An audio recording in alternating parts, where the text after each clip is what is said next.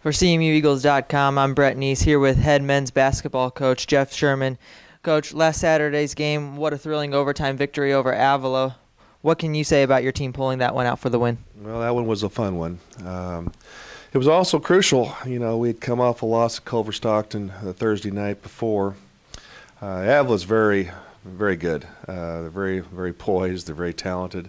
They got up in us. I felt that they pretty much dominated the game for the first, 30 minutes. I thought the last 10 minutes, well, let's put it this way. Anytime you can shoot 70% the second half, you're going to be able to create some opportunities, and we needed that shooting percentage to be able to pull that one out.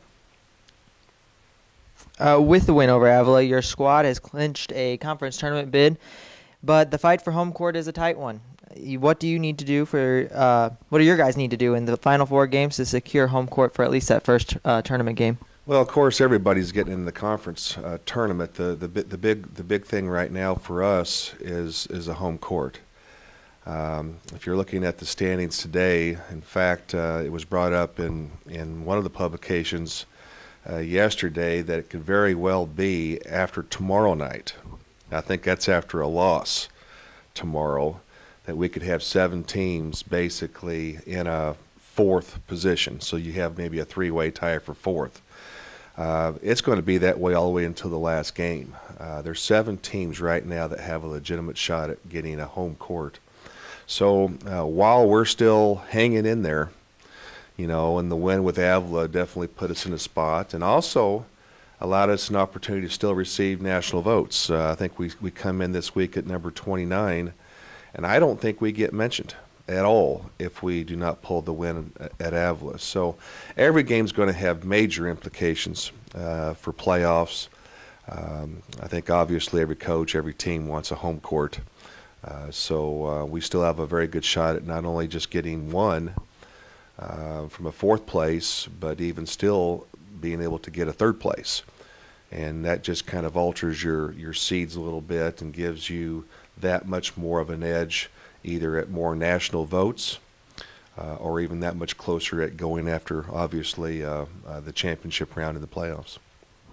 Tomorrow, you travel to Springfield to face number 22, Evangel University. They lead the Heart of America Athletic Conference. They took one here in Fayette from you guys last time on January 15th. What is your team going to have to do in order to shut down this potent offense? Well, they've actually moved up in the rankings. They're now number 18, and probably in a position now that it's going to be awful tough for them not to win the title. I think having a 2-game lead with 4 games left, as good as they are, they'd almost have to lose 3 or even all 4 of them to not get themselves out. So for us, obviously they beat us a pretty good, 15-16 the first time. I thought we started off well. I thought we just did not. There was like 5 or 6 possessions probably that first half that we just let get away from us. We go into halftime 10 points down, 8 points down, something like that. And they came at the first 5 minutes and jumped on us again. I just don't think that we really competed like the team that we've had as of late. But again, there's a reason why they're up there at the top. They're a 2-game lead over very good Benedictine, Missouri Valley.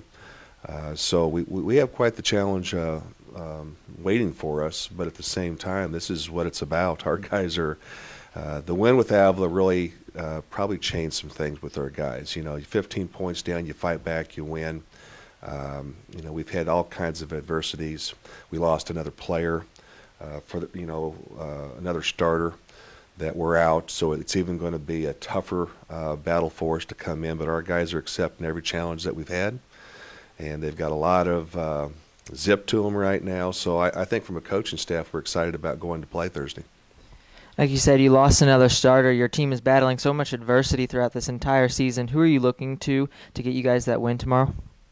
Well, I don't know if it's any one individual. We just have to do some things from a team perspective. We have to be a little bit more focused. We have a much, much smaller margin of error.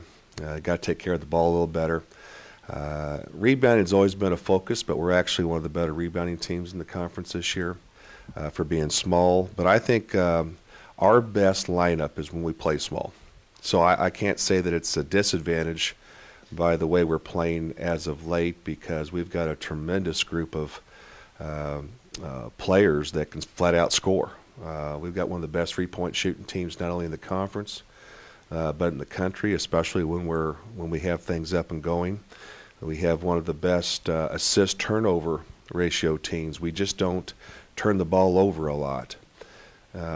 Unfortunately, we have to continue that and maybe even better it for us to continue our success. We're not as deep, and that was one of our advantages at the first of the year. So being able to manage our rotation is going to be a crucial part. But, again, our coaching staff, our players are very in tune to what we need to do. They're very focused at what we can do, what we have to be able to do.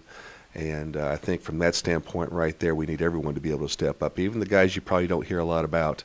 If they get that 3 or 4 minutes in the game, that's going to have to be a big 3-4 minutes.